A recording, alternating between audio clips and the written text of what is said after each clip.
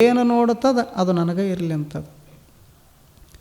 ಏನೇನು ಒಳ್ಳೆಯ ಸುಂದರವಾದ ವಸ್ತು ಕಾಣಿಸ್ತಾವು ಅದು ನನ್ನ ಬಳಿ ಇದ್ರೂ ಚಲೋ ಆಗ್ತದಂತ ಬಯಸ್ತದದು. ಮನಸ್ಸಿನ ಪರಿ ಇರುದ ಹಾಗೆ ಭಾಳ ವಿಚಿತ್ರದ ಮನಸ್ಸು. ಒಬ್ಬ ಮಹಾರಾಣಿ ಇದ್ದಳು, ಭಾಳ ಸ್ಫುರದ್ರೂಪಿ ಹೆಣ್ಣು ಮಗಳು, ನೋಡಾಕ ಭಾಳ ಸೌಂದರ್ಯ ಕೊಟ್ಟಿದ್ದ ದೇವರು. ಒಂದು ತೋಟದೊಳಗೆ ವಾಸ, ಒಂದು ಕೈತೋಟಿತ್ತು, ತೋಟದೊಳಗೆ ವಾಸ ಇದ್ಲು ಹೆಣ್ಮಗಳು. ಒಂದು ದಿವಸ ಅದೇ ತೋಟದ ಮುಂದೆ ಮಹಾರಾಜ ಹೊರಟಿದ್ದ. ಮಹಾರಾಜನ ನೆದರ ದೃಷ್ಟಿ ಆ ಹೆಣ್ಮಗಳ ಮೇಲೆ ಬಿತ್ತು. ಬಿದ್ದ ಕೂಡಲೇ ಇವ ಹೇಳಿಲ್ಲ ಕೇಳಿಲ್ಲ, ಒಳಗೆ ಪ್ರವೇಶ ಮಾಡಿದ. ಪ್ರವೇಶ ಮಾಡಿ ಮಹಾರಾಣಿಗೆ ಹೇಳಿದ, ನಿನ್ನ ಮ್ಯಾಲ ನಂದು ಮನಸ್ಸಾಗ್ಯದ, ನಿಮ್ಮ ಸೌಂದರ್ಯಕ್ಕೆ ನಾನು ಸೋತೀನಿ, ಲಗ್ನ ಆದ್ರೆ ನಿಮ್ಮನ್ನ ಆಗ್ಬೇಕಂತ ಮಾಡೀನಿ ಅಂತ ಹೇಳಿದ. ಆವಾಗ ಮಹಾರಾಣಿ ಅಂದಳು, ಇಲ್ಲಿ ನಮ್ಮ ತಂದೆ ತಾಯಿ ಅದಾರ, ಅವ್ರಿಗೆ ನೀವು ಭೇಟಿ ಆಗ್ರಿ, ಅವರು ಒಪ್ಪಿಗೆ ಕೊಟ್ಟರು ಅಂದ್ರೆ ನಾ ಆಗ್ತೀನಿ ಅಂತ ಹೇಳಿದರು. ಆವಾಗ ಮಹಾರಾಜ ಹೋಗಿ ತಂದೆ ತಾಯಿಗೆ ಭೇಟಿ ಆದ. ಮಾಡ್ಕೊಳ್ಳಾಕಿ ನಮ್ಮ ಮಗಳ, ಅದಕ್ಕೆ ಅವ್ರನ್ನ ನೀವು ಒಪ್ಪಿಸ್ಬೇಕು, ನಾವು ಹೆಂಗೆ ಒಪ್ಪಕ್ಕೆ ಬರ್ತದಂತ ಇವ್ರು ಅಂದರು. ಕೊನೆಗೆ ಆ ಹೆಣ್ಮಗಳಿಗೆ ನಿನ್ನ ಮಾಡ್ಕೋತೀನಿ ಅಂತ ಗಂಟು ಬಿದ್ದ. ಕೊನೆಗೆ ಹೆಣ್ಮಗಳು ಎಷ್ಟು ಹುಷಾರಿದ್ಲಲ್ಲ, ನನ್ನ ಏನು ನೋಡಿ ಇಷ್ಟಪಟ್ಟಿರಿ ಅಂತಂದಳು. ಇಲ್ಲ, ಸೌಂದರ್ಯ ಐತಲ್ಲ, ರೂಪ ಐತಲ್ಲ, ಯಾವುದಕ್ಕೇನೋ ಕೊರತೆ ಇಲ್ಲ, ಅದಕ್ಕೆ ನಿನ್ನ ಸೌಂದರ್ಯಕ್ಕೆ ಮನಸ್ಸೋತು ನಾನು ನಿನ್ನ ಕೈ ಹಿಡಿಬೇಕಂತ ಇಚ್ಛಾಪಟ್ಟಿನಿ ಅಂತ ಹೇಳಿದ. ಆವಾಗ ಆಕೆ ಮಹಾರಾಣಿ ಅಂದಳು, ಹಾಗಾದ್ರೆ ನನಗೆ ಕಾಲಾವಕಾಶ ಮಾಡಿಕೊಡ್ರಿ, ಒಂದಿಷ್ಟು ಸಮಯ ಕೊಡ್ರಿ ಲಗ್ನ ಆಗಕ್ಕೆ. ಇವ ಅಂದ, ಎಷ್ಟು ಸಮಯ ಬೇಕು? 1 ತಿಂಗಳು ಬಿಟ್ಟು ಬರ್ರಿ ನೀವು. ಏನಂದಳು? 1 ತಿಂಗಳು ಬಿಟ್ಟು ನೀವು ಬರ್ರಿ ಅಂತ ಹೇಳಿದ್ಲು. 1 ತಿಂಗಳಲ್ಲ, 2 ತಿಂಗಳು ಬಿಟ್ಟು ಬರ್ತೀನಿ, ಆದ್ರೆ ನಿನ್ನ ಲಗ್ನ ಆಗೋದಂತ ಹೇಳಿದ. 2 ತಿಂಗಳೇನು ಬ್ಯಾಡ್ರಿ, 1 ತಿಂಗಳಿಗೆ ಬರ್ರಿ ಅಂತ ಹೇಳಿ ಕಳಿಸಿದಳು. ಈ ಕಡೆ ಮಹಾರಾಜ ಹೋದ. ಅವ ಏನು ಹೋದಲ್ಲ, ಅದ ದಿವಸದಿಂದ ಉಪವಾಸ ಮಾಡಕತ್ತಿದ್ಲು ಹೆಣ್ಮಗಳು. ದಷ್ಟು ಪುಷ್ಟಿದ್ಲಲ್ಲ, ಸೌಂದರ್ಯವತಿ ಇದ್ಲಲ್ಲ, ಉಪವಾಸ ಮಾಡಕತ್ತಿದ್ಲು. ಬರೀ ನಿರಾಹಾರ, ನೀರೇ ಆಹಾರ ಅಂತ ತಿಳ್ಕೊಂಡು ಅನ್ನ ಬಿಟ್ಲು, ರೊಟ್ಟಿ ಬಿಟ್ಲು, ಎಲ್ಲ ಪದಾರ್ಥವನ್ನು ಬಿಟ್ಟು ಉಪವಾಸ ಮಾಡಕತ್ತಿದ್ಲು. 1 ತಿಂಗಳ ಪರ್ಯಂತರವಾಗಿ ಒಂದು ಅನ್ನದ ಅಗಳು ಸಹಿತ ಮುಟ್ಲಿಲ್ಲ ಹೆಣ್ಮಗಳು. 1 ತಿಂಗಳದಾಗ ಅನ್ನ ಇರದಿದ್ರೆ ಬದುಕಾಗ್ತದೇನು? ದಷ್ಟ ಪುಷ್ಟ ಇದ್ದ ಶರೀರ, ಸೌಂದರ್ಯ ತುಂಬಿದ ಶರೀರ ಮಾಸ್ಗೋತ ಬಂತು. ನೋಡಾಕ ಕೊನೆಗೆ 1 ತಿಂಗಳದಾಗ ಎಲುವಿನ ಹಂದರಾಗಿದ್ಲು ಹೆಣ್ಮಗಳು. 1 ತಿಂಗಳಾಗಿಂದ ಬಂದಿವ ಮಹಾರಾಜ. ಬಂದ, ಅದ ತೋಟದೊಳಗೆ ನಿಂತಿದ್ಲು. ನಾನು ನೋಡಿದ ಕನ್ಯೆ ನೀನ ಏನು ಅಂದ ಬಂದವ. ಯಾಕೆ ಗುರ್ತನ ಸಿಗೋಲ್ಲ ಹೆಣ್ಮಗಳು. 1 ತಿಂಗಳದ ಹಿಂದೆ ಏನು ಸೌಂದರ್ಯ ಇತ್ತು, ಶರೀರ ಇತ್ತು, ಅದು ಎಲ್ಲ ಏನಾಗಿತ್ತು? ಕರಗಿ ಹೋಗಿತ್ತು. ಬಿಸಿಲಿನ ಕಿರಣಗಳಿಗೆ ಮಂಜುಗಡ್ಡೆ ಹೇಗೆ ಕರಗುತ್ತದಲ್ಲ, ದಷ್ಟ ಪುಷ್ಟ ಇದ್ದ ಮಂಜುಗಡ್ಡೆ, ಹಾಗೆ ಶರೀರ ಅನ್ನ ನೀರು ಇರಲಾರ್ದಕ್ಕೆ ಸ್ವರಿಗೆ ಹೋಗಿತ್ತು. ಕ್ಷೀಣಾಗಿದ್ಲು ಹೆಣ್ಮಗಳು. ಅವನಿಗೆ ಪರಮಾಶ್ಚರ್ಯ ಆಯಿತು. 1 ತಿಂಗಳದ ಹಿಂದೆ ನಾ ಏನು ಬಂದು ನಿನ್ನ ಲಗ್ನ ಹಾಕಿನಿ ಅಂತ ಕೇಳಿದ್ನಲ್ಲ, ಆ ಹೆಣ್ಮಗಳು ನೀನೇ ಏನು ಅಂತ ಕೇಳಿದವ. ನಾನಾ ಇದ್ದೀನಿ, ಬಾ ಕೈ ಹಿಡಿತೀನಿ ಅಂತಂದ್ಲು. ಅಂದೇನು ಹೋಗ್ಯಾನ, ಇನ್ನೂ ಬಂದಿಲ್ಲವ ಮಹಾರಾಜ. ಅಂದ್ರೆ ಶರೀರ ಇದ್ದಂಗಿರೋದಿಲ್ಲ, ಇಷ್ಟು ನಾವು ತಿಳ್ಕೋಬೇಕು. ಆದ್ದರಿಂದ ಇದ್ರ ಮೇಲೆ ವ್ಯಾಮೋಹ ಪಡಬಾರದು, ಅಭಿಮಾನವನ್ನು ತಾಳಬಾರದು, ಅತಿಯಾಗಿ ಅಹಂಕರಿಸಬಾರದು. ಹೀಗೆ ಮಾಡಿದ್ರೆ ಅದಕ್ಕೇನಂತಾರೆ? ತನು ನಷ್ಟ. ಆ ಬಳಿಕ ಮನ ನಷ್ಟ. ಮನ ನಷ್ಟ ಅಂದ್ರೆ ಮನಸ್ಸೇ ಇಲ್ಲಂತಲ್ಲ ಅದರ ಅರ್ಥ. ಮನಸ್ಸು ಇರಬೇಕು, ಆದರೆ ಸಂಕಲ್ಪ ವಿಕಲ್ಪ ಮಾಡಬಾರದು. ಮನಸ್ಸು ಭಾಳ ವಿಚಿತ್ರ.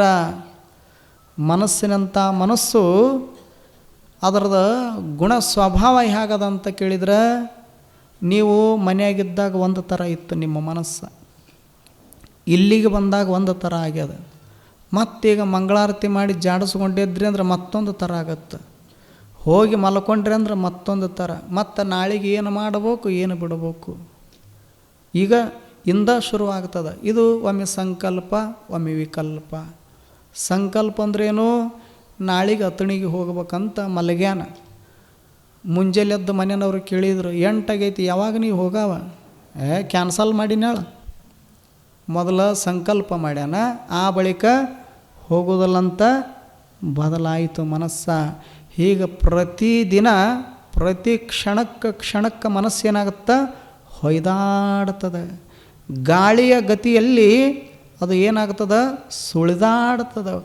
ಒಮ್ಮೆ ರೂಪ ನೋಡ್ಬೇಕಂತ ಅನಿಸ್ತದೆ, ಒಮ್ಮೆ ಶಬ್ದ ಕೇಳ್ಬೇಕಂತ ಅನಿಸ್ತದೆ, ಒಮ್ಮೆ ಸ್ಪರ್ಶ ಸುಖವನ್ನು ಅನುಭವಿಸ್ಬೇಕಂತ ಅನಿಸ್ತದೆ, ಒಮ್ಮೆ ನಾಲಿಗೆ ರುಚಿ ನೋಡ್ಬೇಕಂತ ಅನಿಸ್ತದೆ, ಒಮ್ಮೆ ವಾಸನೆ ತೊಗೋಬೇಕಂತ ಅನಿಸ್ತದೆ. ಯಾವುದೂ ಪೂರ್ಣ ಮಾಡೋದಿಲ್ಲ, ಎಲ್ಲವೂ ಅರೆ ಬರೆ ಮಾಡ್ತದೆ. ಕಾರಣ ಏನಂದ್ರೆ ಚಂಚಲವಾಗಿರ್ತದೆ ಮನಸ್ಸ, ಅದರ ಸ್ವಭಾವನ ಚಂಚಲ. ಈಗ ಹುಡುಗರು ನೋಡ್ರಿ, ಈಗ ಎಕ್ಸಾಮ್ ಬಂದವಲ್ಲ ಮುಂದೆ 10th PUC ಅವು ಹಿಂಗೆ ಮಾಡ್ಕೋತ ಬಂದವು. ಇನ್ನೂ 1 ವರ್ಷ ಐತಾಳ, ಓದಿದ್ರೆ ಆತಾಳ. ಏನು ಕೊನೆಗೆ 1-3 ತಿಂಗಳು ಎಲ್ಲ ಸಬ್ಜೆಕ್ಟ್ ಮುಗಿಸ್ತಾರಲ್ಲ ಸರ್, ಮುಗಿಸಿ 1-2 ತಿಂಗಳು 3 ತಿಂಗಳು ಓದಾಕ ಬಿಡೋದಿಲ್ಲ. ಅವಾಗ ಹಗಲಿ ರಾತ್ರಿ ಕುಂತು ಓದಿದ್ರೆ ಆತಾಳ. ಹಿಂಗೆ ಅನ್ಕೋತ ಅವು ಎಕ್ಸಾಮ್ ದೂರ ಇರೋದಿಲ್ಲ, ಸಮೀಪಕ್ಕೆ ಬಂದು ಬರ್ತಾವು.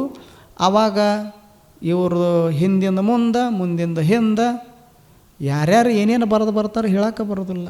ಒಬ್ಬ ಬರೆದು ಬಂದಿದ್ದು ಹಿಂಗೆ ಮಾಡಿ ಇನ್ನೂ 1 ವರ್ಷ ಐತಾಳ, ಇನ್ನೂ 6 ತಿಂಗಳು ಐತಾಳ, ಇನ್ನೂ 3 ತಿಂಗಳು ಐತಾಳ ಅನ್ಕೋತ ಇನ್ನು 3 ದಿವಸ ಉಳಿದಿರ್ತದೆ ಎಕ್ಸಾಮ್. ಅವಾಗ ಏನೂ ಓದಿದ್ದಿಲ್ಲ. 3 ದಿವಸದಾಗ 6 ಸಬ್ಜೆಕ್ಟ್ ಹೆಂಗೆ ಓದಾಕೆ ಬರ್ತದೆ? ಅವ ಕೊನೆಗೆ ಏನೇನು ತಿಳಿದೈತಿ ಎಲ್ಲ ಬರೆದು ಕೊನೆಗೆ ಕೌನ್ಸ್ನ್ಯಾಗ ದೊಡ್ಡ ಅಕ್ಷರಲ್ಲಿ ಬರೆದಿದ್ದ. ದಯಮಾಡಿ ನಿಮಗೆ ವಿನಂತಿ ಮಾಡ್ಕೋತೀನಿ, ನಿಮಗೆ ಹೆಂಗಾರ ಮಾಡಿ ಕೈ ಮುಚ್ಚಿ ಯಾರಿಗೆ ಗೊತ್ತಾಗಲಾರ್ದಂಗೆ 1 ಲಕ್ಷ ರೂಪಾಯಿ ಕೊಡ್ತೀನಿ, ನಾನು ಹೆಂಗಾರ ಮಾಡಿ ಪಾಸ್ ಮಾಡಿರಿ ಅಂತ ಬೇಡ್ಕೊಂಡ. ಎದ್ರಾಗ? ಇದ್ರಾಗ ಆನ್ಸರ್ ಶೀಟ್ದೊಳಗೆ. ಅದಕ್ಕೆ ಅದು ಮನಸ್ಸ ಏನು ಮಾಡ್ತದೆ? ಹೊಯ್ದಾಡ್ತಿರ್ತದೆ, ಸಂಕಲ್ಪ ವಿಕಲ್ಪ ಮಾಡ್ತಿರ್ತದೆ. ಇವು ನಷ್ಟ ಆಗ್ಬೇಕಂತ ಹೇಳ್ತಾರೆ. ಆ ಬಳಿಕ ಕಂಡದ್ದನ್ನೆಲ್ಲ ಬೇಡ್ತದೆ, ಬಯಸ್ತದೆ. ಇದು ಸಹಿತ ಇರಲಾರ್ದಂಗೆ ಆಗೋದಕ್ಕೆ ನಷ್ಟ ಅಂತ ಕರೀತಾರೆ. ಈಗ ಬೇಡ್ತದಿಲ್ಲ ಮನಸ್ಸು, ಏನು ನೋಡುತ್ತದೆ ಅದು ನನಗೆ ಇರಲಿ ಅಂತದು. ಏನೇನು ಒಳ್ಳೆಯ ಸುಂದರವಾದ ವಸ್ತು ಕಾಣಿಸ್ತಾವು ಅದು ನನ್ನ ಬಳಿ ಇದ್ದರೂ ಚಲೋ ಆಗ್ತದಂತ ಬಯಸ್ತದದು. ಮನಸ್ಸಿನ ಪರಿ ಇರೋದ ಹಾಗೆ ಭಾಳ ವಿಚಿತ್ರದ ಮನಸ್ಸು. ಎನ್ನ ನಡೆಯೊಂದು ಪರಿ ನುಡಿಯೊಂದು ಪರಿ. ಬಸವಣ್ಣವ್ರಂತಾರ, ಎನ್ನ ನಡೆ ಒಂದು ರೀತಿ ಒಳಗದ, ನುಡಿ ಒಂದು ರೀತಿ ಒಳಗದ.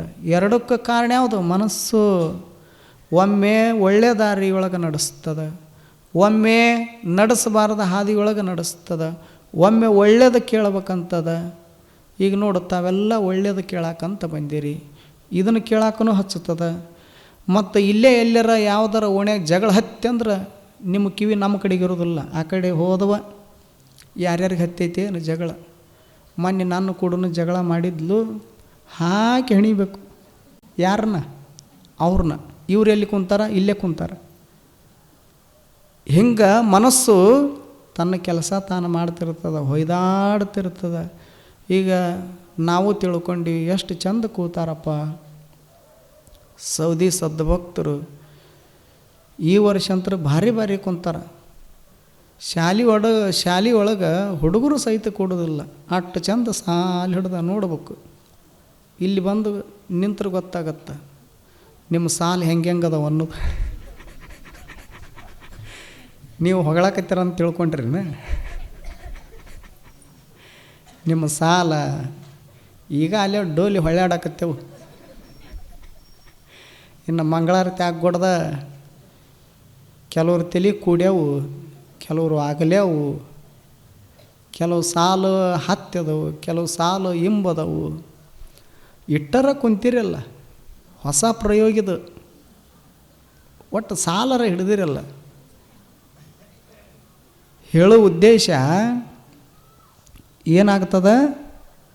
ನಮಗೆ ಅನ್ನಿಸ್ತದೆ ಎಷ್ಟು ಚಂದ ಕೂತಾರಪ್ಪ ಅಂತ ನಾವು ತಿಳ್ಕೊಂಡಿವಿ. ಯಾಕೆ? ನಿಮ್ಮ ಶರೀರ ನಮ್ಮ ಕಣ್ಣಿಗೆ ಕಾಣಿಸ್ತದೆ, ನಮ್ಮ ಶರೀರನೂ ನಿಮ್ಮ ಕಣ್ಣಿಗೆ ಕಾಣಿಸ್ತದೆ, ಭಾಳ ಚಂದ ಕೂತಾರಂತ ನಾವು ತಿಳ್ಕೊಂಡಿರ್ತೀವಿ. ಶರೀರ ಕಾಣಿಸ್ತದೆ, ಒಳಗಿನ ಮನಸ್ಸು ಕಾಣಿಸ್ತದೇನು? ಕಾಣಿಸೋದಿಲ್ಲ. ಯಾರ್ಯಾರ ಮನಸ್ಸು ಎಲ್ಲೆಲ್ಲಿ ಐತಿ ಯಾರಿಗೆ ಗೊತ್ತು? ನನಗೆ ಹೆಂಗೆ ಗೊತ್ತಾಗೋದು? ಮನೆ ಒಂದು ಬಾಗಿಲ 3 ನೋಡಕತ್ತಿತ್ತಂದ್ರೆ, ಮನ್ಯಾಗ ಧಾರಾವಾಹಿ ನೋಡಕತ್ತಿತ್ತಂದ್ರೆ ಅವು ಏನೇನೋ ಬರ್ತಾವಲ್ಲ ಅವನ್ನ ನೋಡಕತ್ತಿತ್ತಂದ್ರೆ ಶರೀರರ ಇಲ್ಲದ ಮಠದ ಆವರಣದೊಳಗದ, ಮನಸ್ಸರ ಮನೆಯೊಳಗಿತ್ತಂದ್ರೆ ತೊಗೊಂಡು ಏನು ಮಾಡೋದು? Body is present, mind is get out ಆಗಿತ್ತಂದ್ರೆ, ನಿಮಗೆ ತಿಳಿದಲ್ಲಿ ಹೋಗಿತ್ತಂದ್ರೆ ಮನಸ್ಸು, ಅದು ಅದರ ಸ್ವಭಾವನ ಹಾಗದು.